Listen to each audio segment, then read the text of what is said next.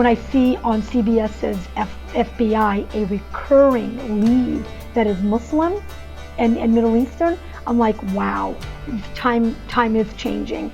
Does every show have a Muslim character? No. Would I like to see that? Yes. But am I hopeful? I am so hopeful. Hey, it's E.B. Moss. I'm head of content strategy at MediaVillage, which is the knowledge exchange for thought leadership by the media, marketing, advertising, and entertainment community. But we're also the home of advancing diversity. It's one of the most important issues we're all facing, making sure that the media that you see or hear reflects the faces and cultures of the real world. And that's why we're here today with this podcast.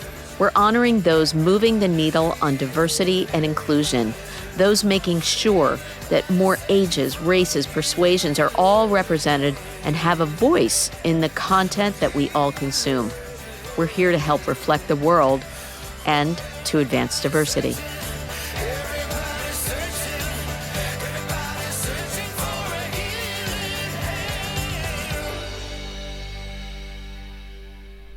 Hey, it's E.B. Moss, and I happen to have the unique opportunity to come out to Los Angeles to be able to talk to a woman who I already feel is my new best friend.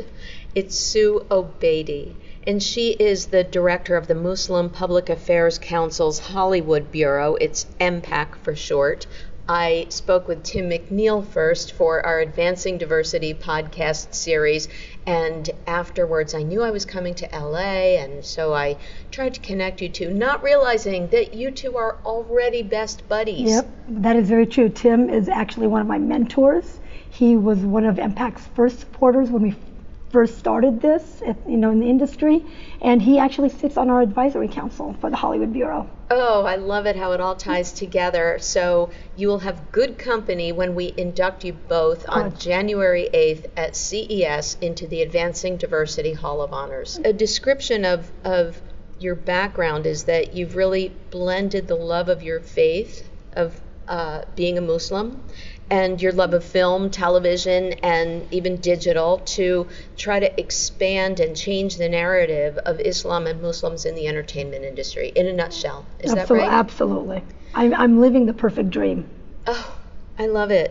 And among all that you do, if I just sum it up this way, your goal is to engage decision makers and creatives, and I'm going to read this, to improve the quality and number of authentic, nuanced, and inclusive presentations of Islam and Muslims so that audiences can see Muslims as vital contributors to creating social and cultural change in America and around the world. That is correct. And that is what we are trying to do. And it's a journey that has been exciting and rewarding at the same time.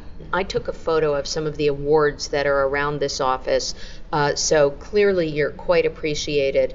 But in 2017, you were one of 60 change makers who were named to Variety's Inclusion Impact Report, and that was for trying to make the entertainment industry more inclusive. And of course, that list included your best buddy, Tim McNeal of Walt Disney Television, and many other notables from Academy Award winners and Byron Allen and a bunch of people. And I'm going to read this, and with that, I'm going to ask you to describe in detail what you do. But in your summary, you wrote, to influence diversity, you must create authenticity so that people not in that community can better understand, accept, and respect them. You're not a watchdog. You don't tell filmmakers what they're doing wrong. You want to help tell a better story. Right. So with that, tell me about the origins of MPAC, Sure. What you do here, and how you try to do it. Absolutely. So the Muslim Public Affairs Council, MPAC, is actually a public policy organization that was established and founded in 1988.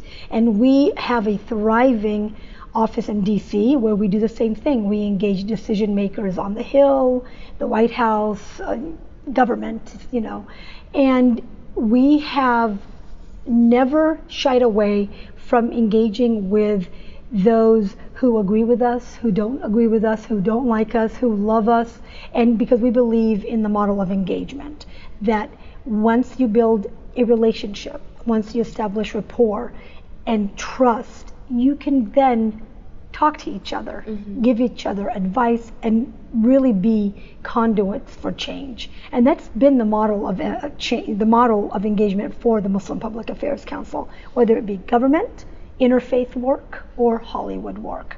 Specifically, our Hollywood Bureau works in the industry to change the narrative of Islam and Muslims on TV, on film, digital platforms. We know that this industry, the entertainment industry, is probably the most powerful industry there is in the world. While government is there to obviously make policy so they can protect American citizens from different harm, hate crimes, a policy, a bill, a law can never tell people how to feel about one another. The industry itself, a movie, a TV series, even a song, can really impact emotions and inform people's emotions towards one another.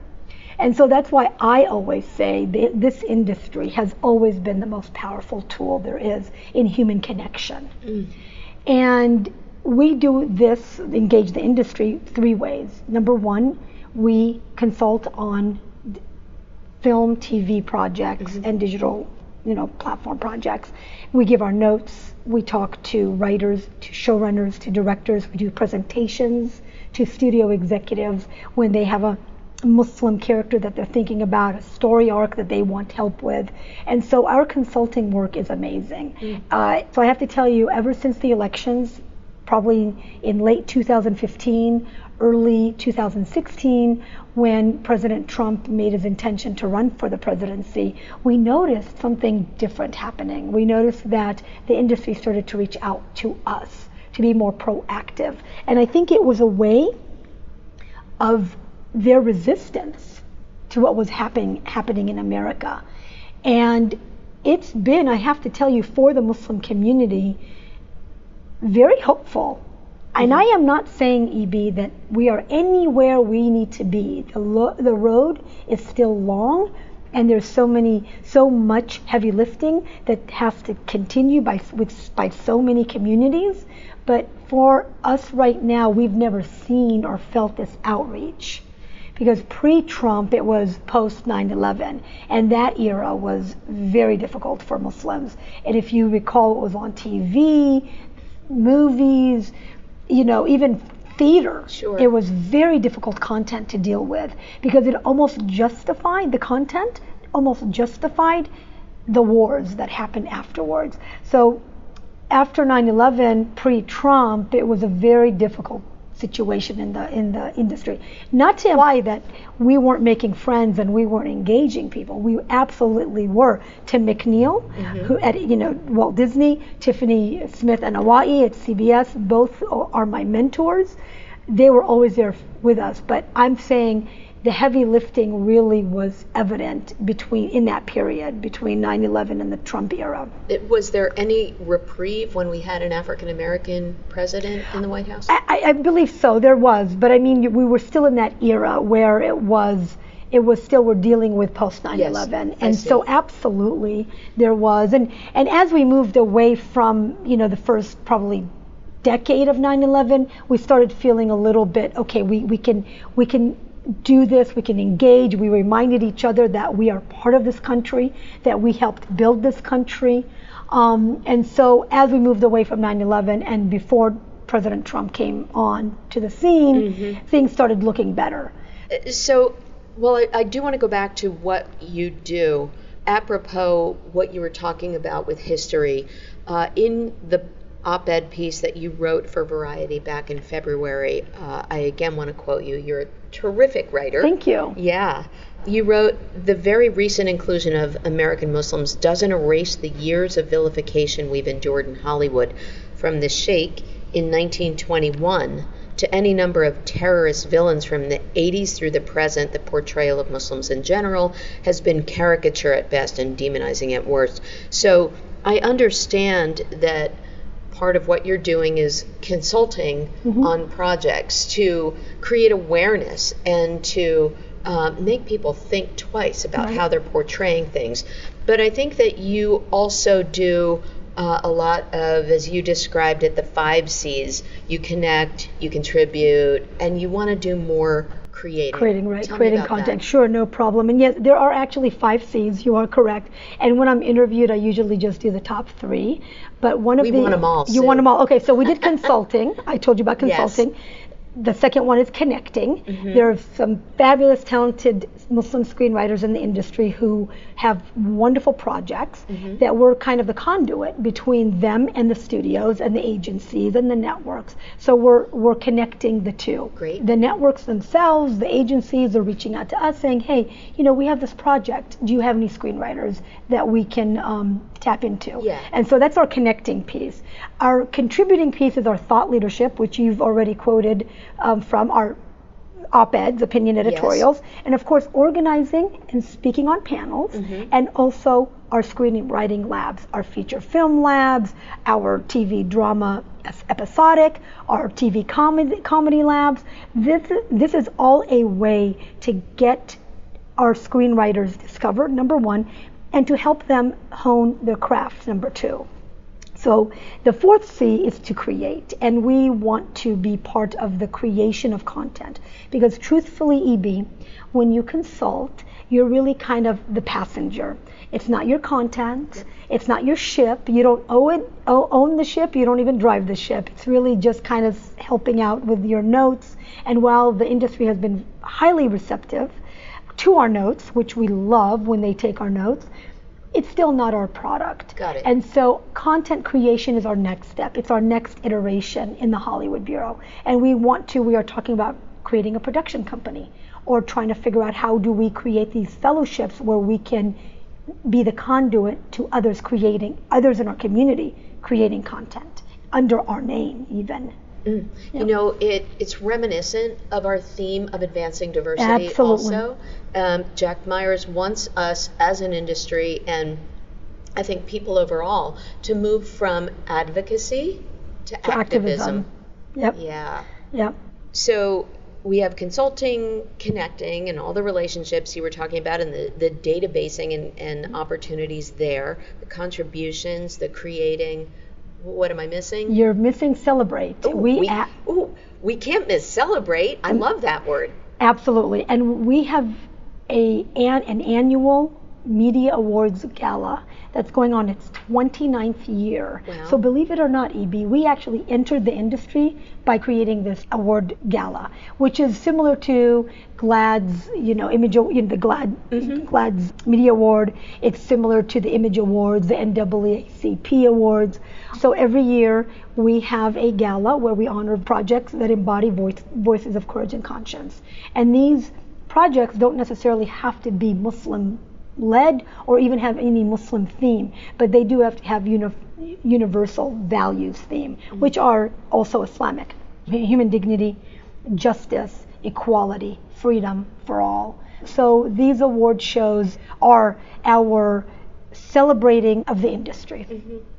And when is the upcoming one? In April of next year. Is there a website that you can share? It's the same website that we have, mpachollywoodbureau.org. mpachollywoodbureau.org. You mentioned some of the principles of Islam, and I want to give you an opportunity to focus on them again. What are the kinds of things that you shine a light on as you're communicating, one of the C's, or consulting to film and entertainment executives? Yeah, that's an amazing question, because I never leave a round table, by the way, EB, without asking, hi all, we know what you're hearing on TV, film, radio, we know what you're reading about Islam and Muslims. Is there anything we can answer for you? Is there anything that you are wanting to ask but never had the opportunity to ask? Is there anything that you want to clarify? It's so interesting that you ask, because it's very important, because we know that misinformation out there about the faith itself and the community. Islam as a faith is really is this continuation of Judaism, Christianity, and the one God, the one God basically. So if you crack open a Quran, a lot of the same prophets are in the Torah and the Bible. So it's not a new religion, it's just a continuation. The foundation of the faith is the oneness of God and peace. And of course, in the belief of the universal values of human rights, dignity, equality for all.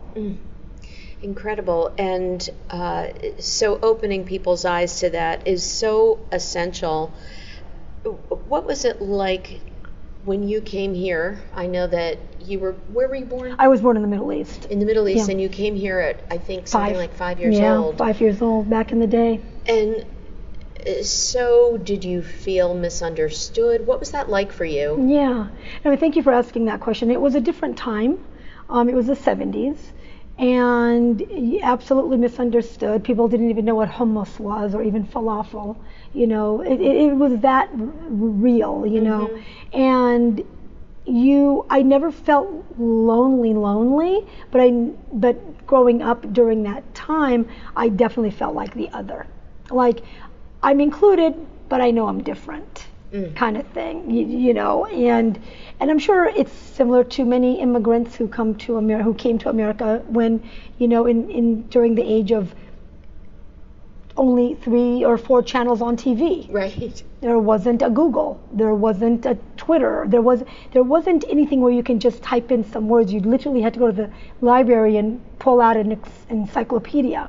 So it was a different time when we learned about people's faiths and cultures. And so there's a lot of explaining to do. There's one story I'd love to share with you. In elementary school, when in one of our classes, I don't recall which one, we were asked to start a food diary for 1 week, and we were to write down our breakfast, lunch, and dinner.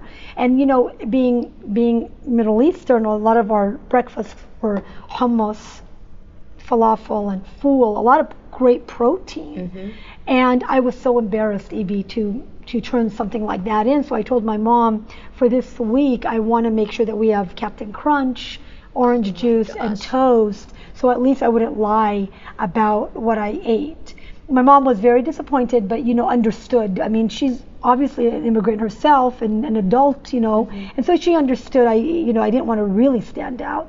So, no, she complied, but was disappointed. And so that's what I wrote. You know, I ate that and I wrote that. I mean, I don't know how old I was, eating a grapefruit for breakfast, because that's what I saw on TV on the Brady Bunch.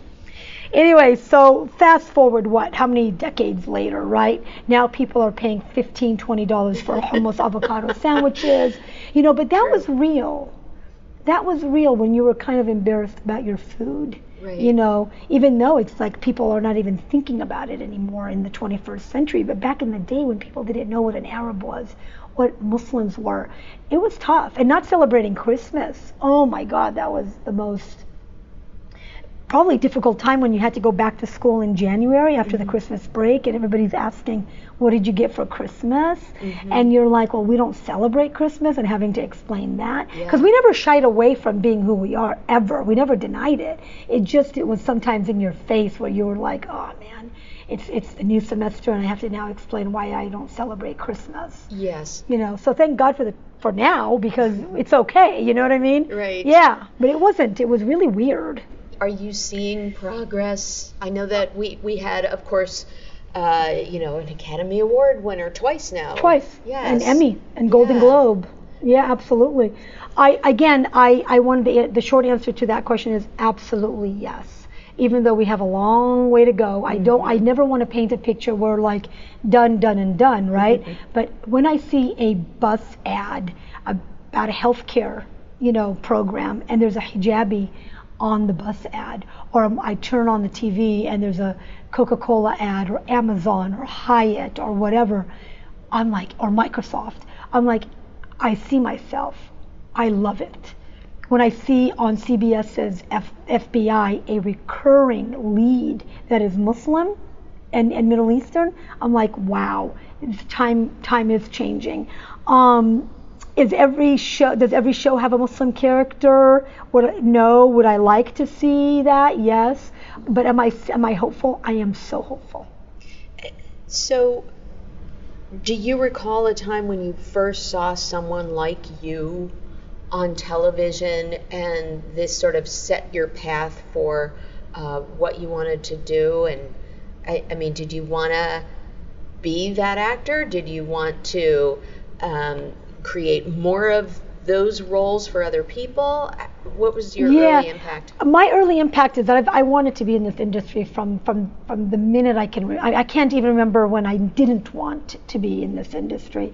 I thought I wanted to be on camera, but like life goes, it's a journey, and you evolve and you realize, oh, I actually want to prefer to be behind the scenes and really push and connect. And this is why I really believe that I'm living the dream. I'm working for a fabulous organization that believes in the work, and I'm working with a community that has a lot of talent that the industry wants finally. And so I am living the dream. But with regards to your first question about when I first saw myself, I mean, you're talking about the bionic woman, the $6 million man, when we were the bad guys. Oh, I see. I thought you were saying that you are the bionic woman. No, I am not. So although I wanted to be Jamie Summers. I absolutely wanted to be Jamie Summers.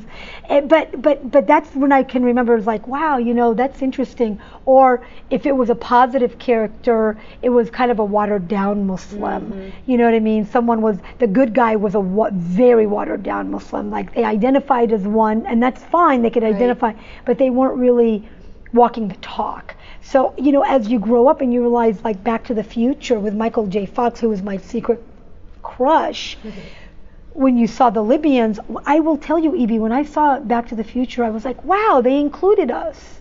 Like, wow, we got representation. It wasn't until years later that I was like, oh my God, they included us, but like, what in the world was that about? Believe it or not. Yeah. Oh, look, they're speaking Arabic. Oh my gosh. And you're all excited. And then you realize later as you evolve and you grow up and you're like thinking, oh my God, that's horrible. Yeah. So when you're consulting or you see a product being created, what's the advice? What do you look for? What do you advise in terms of creating authentic roles, let's say? It's a great question, actually. A lot of times there's a misconception that we're trying to create positive narratives, which we love positive narratives and we only want positive narratives, but the reality is that's not true. In no community is there like only good and only good, right? And you're talking about a community of 1.8 billion Muslims worldwide. What we don't want, Evie, is to be portrayed by our most extreme elements. So yes, it is accurate to say that there are some Muslim terrorists out there. Is it authentic? No, because the majority is not, right? So that's why we say we don't want to be portrayed by our most extreme elements. And so we want that nuance, that authenticity. That's what we're shooting for. What we look for is obviously accuracy, because if you have a project and the project a character quotes the Quran, that Quranic passage better be in the Quran. Yes. A lot of times we find out they're not. It's like we go to the passage, I was like, where did you find this? And they can't back it up, And so accuracy is very important when you're talking about faith. When you're talking about culture, and this is where a lot of storytellers confuse culture with faith, this is where you deal with the authenticity, the nuance, because 1.8 billion Muslims in the world, how do you define them? Yes. Right? And so that's why we're constantly pushing for authenticity. The positivity comes as the byproduct of it all. You show a strong Muslim woman, which if you have ever met a Muslim woman, like, we're actually the norm. We're not the exception, right? But if you turn on a TV set 10 years ago, you'll see that we're submissive, oppressed, chattel. Do you understand what I'm saying? And yes, does that exist? Absolutely, but it exists in Jewish communities, in atheist communities, it exists in Christian communities. Why is it that Muslim women are targeted as, submissive and oppressed? You know what I mean? So when we're consulting, we're having to navigate, Evie, between accuracy, authenticity, nuance, reducing the stereotypes, all of it. It's a juggling act. Yeah. So what's next for MPAC? Thank you. That's great. I'm really excited about this production company that we hope to start. Ooh, let's hear about that. Well, we want to start creating our own content. We want, we have so much talent in the community with scripts, and the networks are also calling. We just want to find that sweet spot where we can package our own content and pitch it to a Netflix or a network. If that doesn't happen, and if it does, it might happen like in 2-3 years, so it might not be immediate. If that doesn't happen, we'll just continue doing our short film, fellowships where we're doing contests, where screenwriters will submit their scripts, we choose them, and then we help produce them.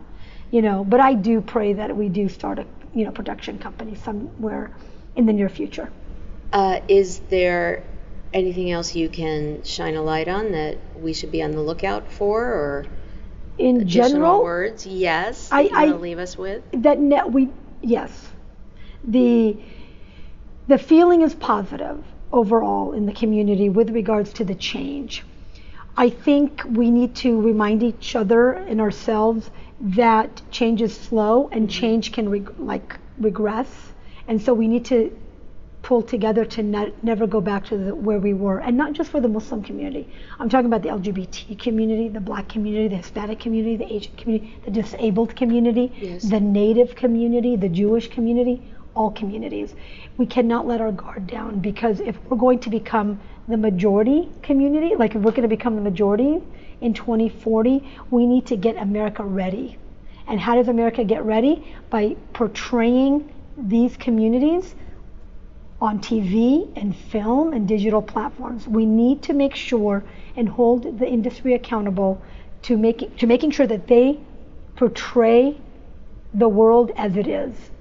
And we, the minority, are going to become the majority. And so why not continue to move forward? And I suspect that this is also an area where you and Tim of Walt Disney Television are on the same page, because it seems to me that then that's going to create more receptivity for hiring and retaining people of all faiths and styles and races, and very much open more doors to attracting and retaining Muslim candidates. Absolutely. Tim McNeal and his team at the Walt Disney Studios, ABC Television, Tiffany Smith and Hawaii at CBS, Janine Jones-Clark at NBC have all been our supporters and our partners, and we continue to look forward to working with them and others in the community to keep the train moving, so we don't let our guard down,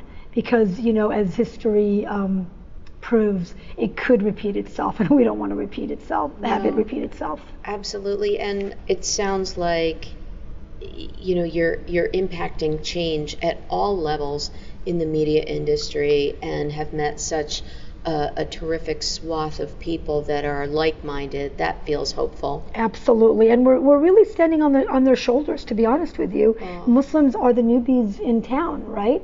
In the industry, right? I mean, there have been so many communities have been vilified. The Jewish community, oh my gosh. I mean, even more so lately. Yes, yeah, we're seeing absolutely, exactly, and that's why we can't let history repeat itself, and we can't let our guard down. So we're standing on the shoulders of giants, but yeah, there's definitely been some supporters along the way who are still our friends, who are still our fans, who will be there for us no matter what, and we just adore them. Excellent.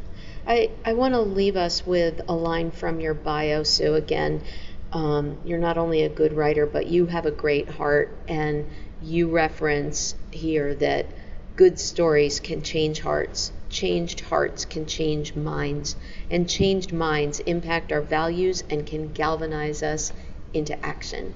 Absolutely.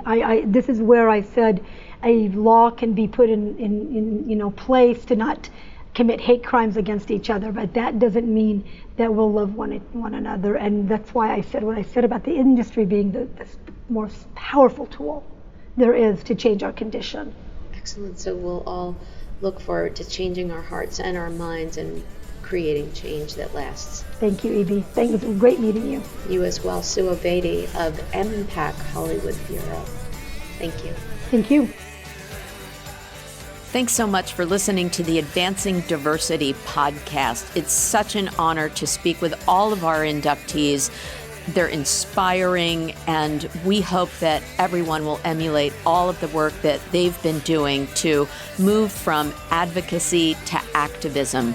Advancing diversity takes everyone to create inclusion, and we at MediaVillage really appreciate your listening, your sharing, and your telling everyone about advancing diversity.